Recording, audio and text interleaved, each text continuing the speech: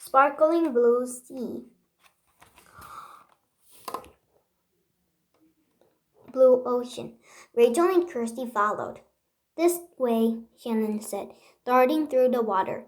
It's becoming darker and darker. Kirsty wondered how they were ever going to find the goblins. Even with Shannon's glowing wand, it was hard to see anything with the dark water.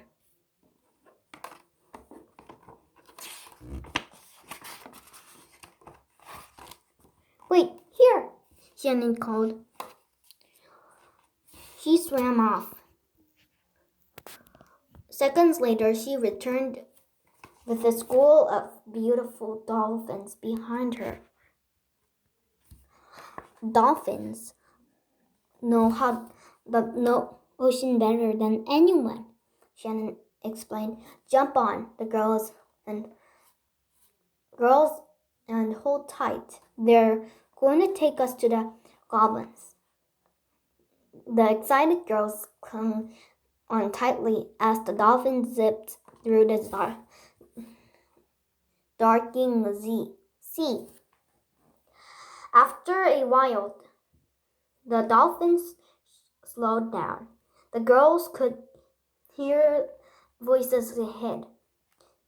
Goblins, whispered Kirsty. I don't like the dark. When Goblin whispered, I can't see. Help! The goblin called.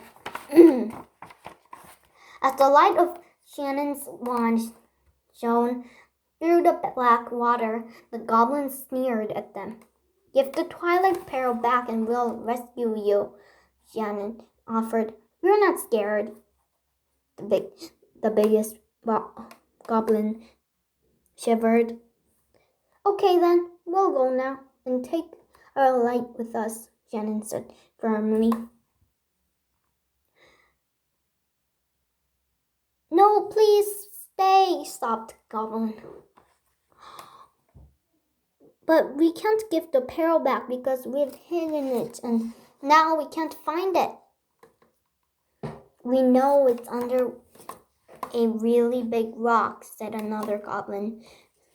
They all looked sadly at the hundreds of rocks around them.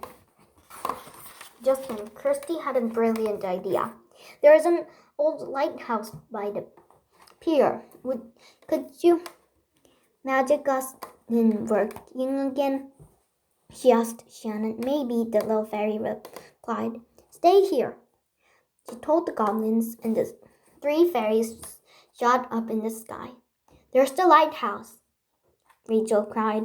They flew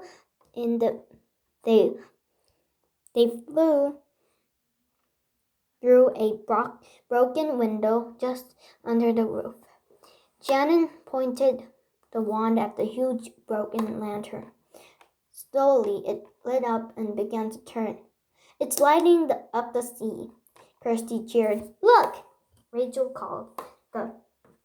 The pointed at the silver shimmer at the water. The Twilight's Peril,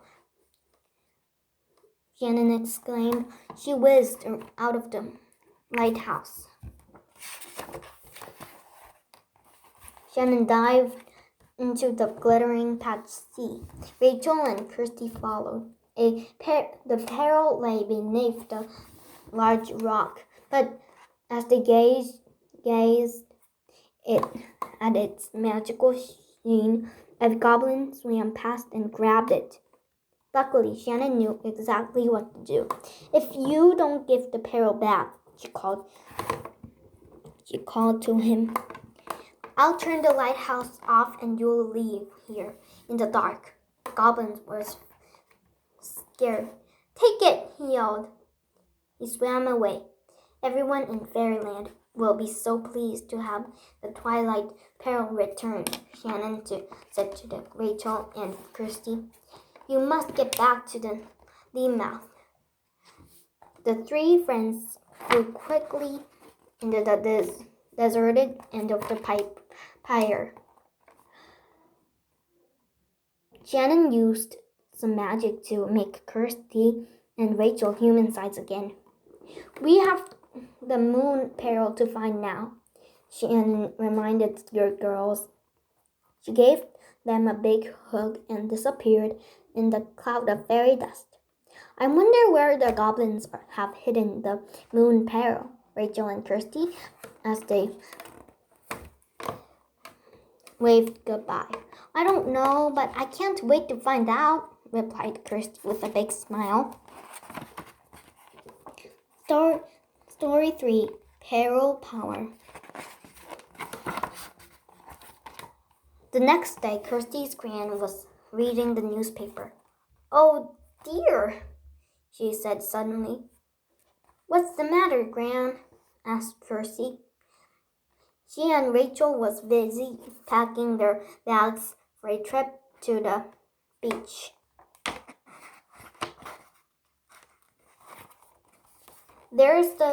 There are reporters of flood all around the world, Gran explained. The sea is behaving very strangely. Rachel and Kirsty looked worried. They knew it because the moon peril, which looked at the tides, was missing from fairyland. Have fun, but make sure you're back at time for lunch, called Gran, as the girls hurried through the garden towards the beach. And watch out for the tides. I wonder if Shannon has found out where the goblins are hiding the moon peril, said Rachel. The girls had arrived on the empty beach. It was still very early, so there wasn't many people about. They were paddling on clear water when Rachel spotted a glass bottle bobbing in the waves. Kirsty, look, she called, grabbing as it flooded past. There's a piece of paper inside, saying, "Open me," as Kirsty pulled out the cork. Shannon, the ocean fairy, burst out of the bottle. Along the sparkle mist of the sea green bubbles. I need your help, Shannon said quickly. Fairyland is flooding, so we must find the moon peril. I think it's Breezy Bay Beach with the naughty goblins. How do we get there? Asked Kirsty.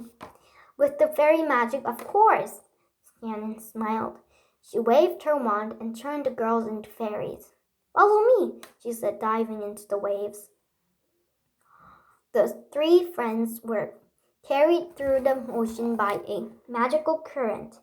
They whisked through the clear water past colorful sea fish and coral reefs,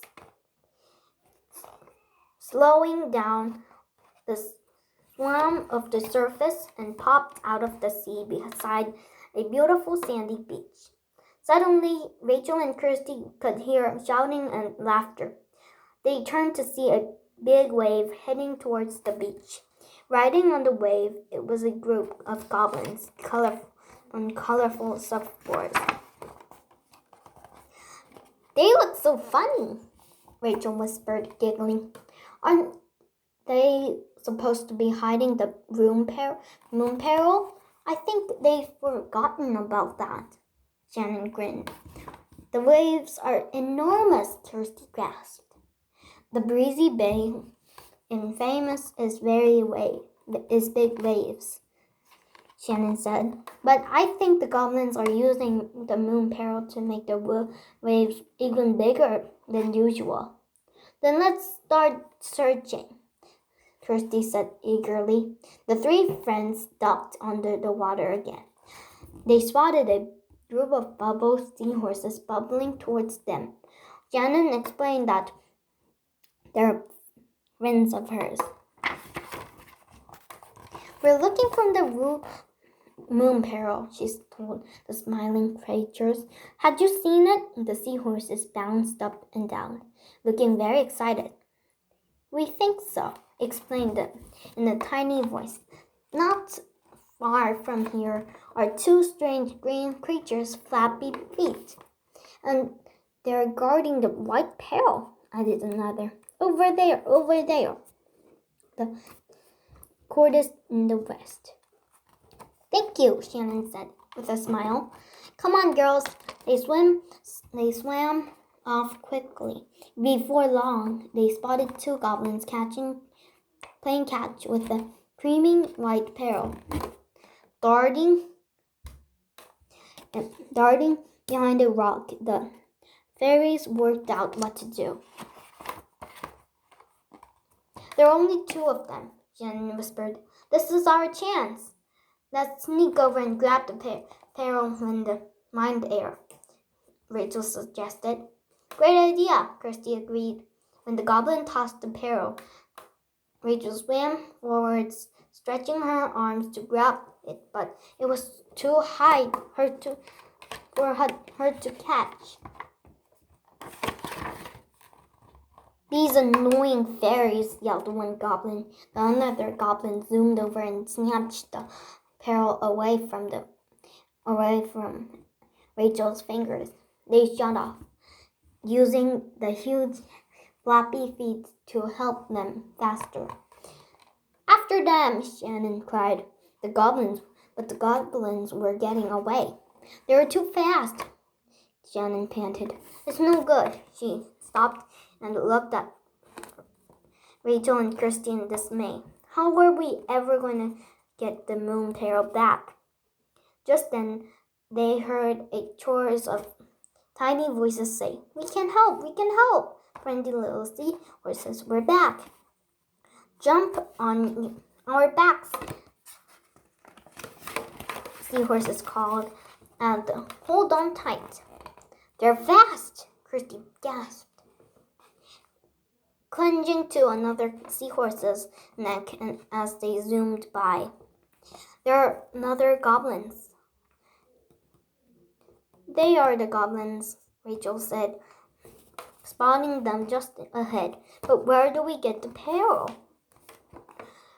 As they whizzed past a clump of seaweed, Kirsty had an idea. We could tie the goblins up, she suggested. Good idea, said Shannon. With a burst of fairy magic, she knocked together from long strands to seaweed.